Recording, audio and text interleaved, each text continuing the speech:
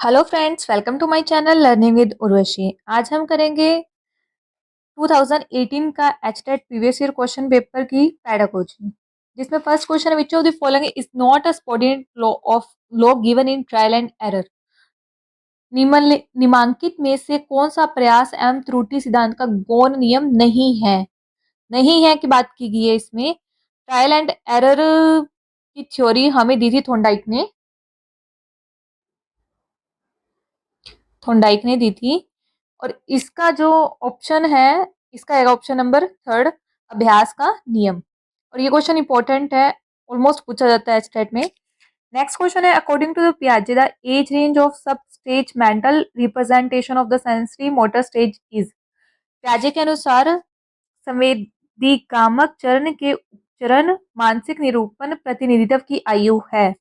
Mental representation का मतलब होता है कि अगर कोई बच्चा है जिसको फॉर एन एग्जाम्पल हम कहते हैं कि डॉग है, तो उसके माइंड में एक ही आती है चीज भाव वो, तो बच्चा कहता है भाव वो साउंड, उसके माइंड में एक पिक्चर आती है डॉग की, ना कि उसे देखने की जरूरत पड़ती है। और ये होती है 18 मंथ से 2 इयर्स के बच्चे में होती है। नेक्स्ट क्वेश्चन है, the psychologist who tried to develop a learning theory using principles of topology, a branch of mathematics, is। मनोवैज्ञानिक जिसने गणित की एक शाखा टोपोलॉजी के सिद्धांतों का प्रयोग करते हुए अधिगम सिद्धांत विकसित करने का प्रयास किया। Kurt Lewin, Sigmund Freud, William James Skinner. इसका एक option number A, Kurt Lewin. Which of the following is not an example of children with special needs as per RPWD act 2016। Not पूछा है उन्होंने। आरपीडब्ल्यूडी क्या होता है? Right of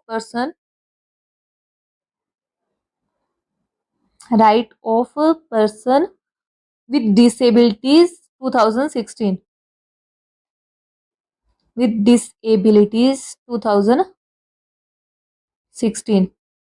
ठीक है, इसमें 21 डिसेबिलिटीज हैं। और ये किसको रिप्लेस करके आया है? पीडब्ल्यूडी एक्ट 1995, जिसमें 7 डिसेबिलिटीज थी, उनको रिप्लेस करके ये आया है। इसमें मतलब कि 14 और ऐड हुई हैं। तो इसमें acid attack victim, cerebral palsy और children with visual impairment, none of this. ये सारे ही हैं, इसमें नन ऑफ दिस है आएगा इसका ऑप्शन। नोट पूछा है कि उसमें क्या इंक्लूडेड नहीं है इनमें से, तो ये सारे इंक्लूडेड हैं उसमें। तो इसके जब इन्फोर्समेंट हुई थी इसकी 15 जून 2017 में। नेक्स्ट क्वेश्चन है, testing use during instruction to aid in planning and diagnosis is known as. परीक्षण जो अनुदेशन के दौरान योजना बनाने एवं निदान के लिए किया जाता है कहलाता है। Formative assessment, summative assessment, normative assessment, none of this. रचनात्मक मूल्यांकन, योग्यात्मक मूल्यांकन, मानक मूल्यांकन, इनमें से कोई नहीं। During instruction to aid in planning मतलब कि परीक्षण जो अनुदेशन के दौरान योजना बनाने एवं निदान के लिए किया जाता है, निदान के लिए किया जाता है। तो इसका आएगा फॉर्मेटिव असेसमेंट। फॉर्मेटिव असेसमेंट होता है जिसमें बच्चे की असेसमेंट की जाती है कि बच्चे की क्या कमियां और किन कमियों को दूर करना है, इन सब के लिए किया जाता है। तो इसका option number A. The teacher said Rekha that she is not allowed to participate in game period as she has not completed her homework. It is an example of। शिक्षक ने रेखा को कहा कि आपने गृह कार्य नहीं पूरा किया है, अतः आपको खेल की कक्षा से वंचित किया जाता है। ये उदाहरण है नेगेटिव रेनफोर्समेंट की, पनिशमेंट की, पॉजिटिव रेनफोर्समेंट की, टेंजिबल रिवॉर्ड की। तो ये रेनफोर्समेंट होता है कि अगर आपकी कोई चीज को, पॉजिटिव चीज को इंक्रीमेंट करना हो, उसके लिए कोई ऑब्स्टेकल क्रिएट किया जाए। तो इसमें उन्होंने कहा है कि ऑब्स्टेकल क्रिएट किया है पार्टिसिपेशन ना करवा कर गेम पीरियड्स में, और इसलिए किया है कि उसने होमवर्क कंप्लीट नहीं किया ताकि वो काम को कर सके। तो पॉजिटिव चीज को इंक्रीमेंट करना है उन्होंने, और एक ऑब्स्टेकल क्रिएट किया, इसलिए आएगा negative reinforcement. The ability of classification develops at. वर्गीकरण की योग्यता का विकास होता है सेंसरी मोटर स्टेज में, प्री ऑपरेशनल स्टेज में, कॉन्क्रीट ऑपरेशनल स्टेज में, या नन ऑफ द अबव। संवेदीगामक अवस्था में, पूर्व संक्रियात्मक अवस्था में, मूर्त संक्रियात्मक अवस्था में, उपरोक्त में से कोई नहीं। तो इसका आएगा option number third, concrete operational stage. इसमें सेंसरी मोटर स्टेज जो 0 से 2 ईयर्स की होती है, प्री ऑपरेशनल स्टेज 2 से 7 साल की होती है, और कॉन्क्रीट ऑपरेशनल स्टेज जो 7 से 11 साल की होती है। इसमें बच्चा सी ऐसे हम याद करते हैं। कंजर्वेशन, बच्चा क्लासिफाई करना सीख जाता है, क्लासिफिकेशन भी सीख जाता है इसमें, और सीक्वेंस में अरेंज करना भी सीख जाता है। मतलब लॉजिकली बच्चे का माइंड चलता है इस स्टेज में, लॉजिकल चलने लग जाता है। कब? कॉन्क्रीट ऑपरेशनल स्टेज में। इसका आएगा option number C.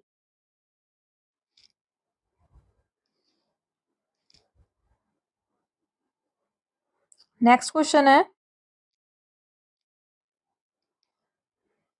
Which type of teaching material is most effective for a child with a visual impairment. Visual impairment मतलब जो दृष्टि बाधित बालकों हेतु किस प्रकार की शिक्षण सामग्री सर्वाधिक प्रभावी होगी? Video based, visual material, tactile based, या नन ऑफ दिस? वीडियो आधारित दृश्य सामग्री, स्पर्शात्मक, या इनमें से कोई नहीं? तो ऑब्वियस सी बात है, जिस बच्चे को दिखता नहीं तो उसके लिए वीडियो बेस्ड भी यूजफुल नहीं है, विजुअल मटेरियल भी यूजफुल नहीं है, और टैक्टाइल बेस्ड मतलब कि स्पर्शात्मक। ऑब्वियस सी बात है, जो बच्चे ब्रेल वगैरह यूज करते हैं उन चीजों को टच करके ही पता चलता है उन्हें कि क्या चीज यूज करनी है, क्या क्या सीखना है इन सब चीजों का। नेक्स्ट क्वेश्चन है, modelling is the concept given by. Modelling की संकल्पना दी गई है Albert Bandura, J B Watson, Freud, vygotsky। तो इसका आएगा option number first, Albert Bandura Bandura ने दी थी। इसमें मॉडलिंग में कहा था कि people learn through observation and learning. People learn through observation and learning.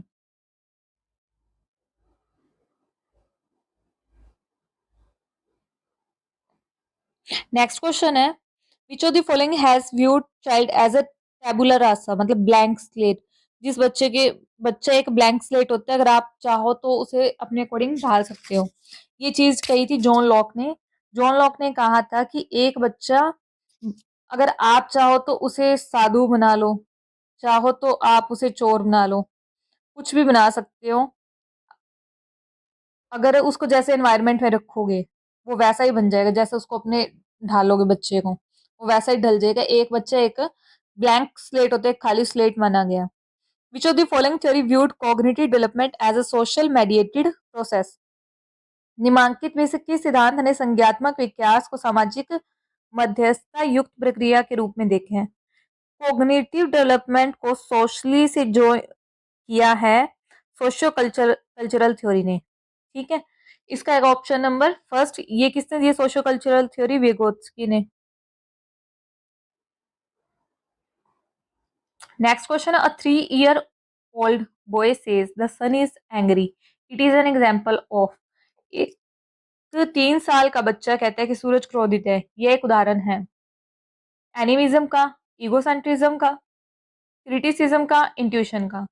Obvious सी बात है एनिमिज्म का है, क्योंकि बच्चा सन को एंग्री मतलब उसमें एक इमोशंस देख रहा है, तो करके ये एनिमिज्म का है। Which of the following is not a type of intelligence as given by Gardner. Not musical intelligence दी थी, स्पेटियल इंटेलिजेंस दी थी, मूर्तिकार इसमें होता है, म्यूजिकल में तो होता है जो साउंड से म्यूजिक से रिलेटेड है, जैसे सारे गामा पा। ठीक है, और इसमें है कि किसी भी चीज की ड्राइंग करना या फिर मूर्तियां बनाना, ये सब आती है इसमें। और नेक्स्ट है इंटरपर्सनल इंटेलिजेंस, जो कि किसी से इंटरेक्ट करना, सोशली इंटरेक्शन रखना। नेक्स्ट है analytical intelligence, option number fourth. इसके बारे में उन्होंने बात नहीं की। TEACCH program is mostly use to teach children with hearing impairment, gifted student, intellectual disability, या ऑटिज्म। इसका आएगा ऑप्शन नंबर फोर्थ। ये जो TEACCH प्रोग्राम है ये होता है ऑटिज्म वाले स्टूडेंट्स के लिए, और जो एक टैग प्रोग्राम होता है वो होता है टैलेंटेड एंड गिफ्टेड चिल्ड्रन के लिए, टैलेंटेड एंड गिफ्टेड चिल्ड्रन के लिए। नेक्स्ट क्वेश्चन है, which of the following studied material development studied moral development in children. निम्नलिखित में से किसने बच्चों में नैतिक विकास का अध्ययन किया है? कोलबर्ग, पियाजे, बोथ फर्स्ट एंड सेकंड है या none of the above? Obvious सी बात है, कोलबर्ग ने किया है, ऑप्शन नंबर ए। पियाजे ने दी थी कॉग्निटिव थ्योरी, संज्ञानात्मक थ्योरी पियाजे ने दी थी। Thank you for watching my video. अगर आपको मेरी वीडियो यूजफुल लगे तो please like, subscribe and share my channel. Thank you.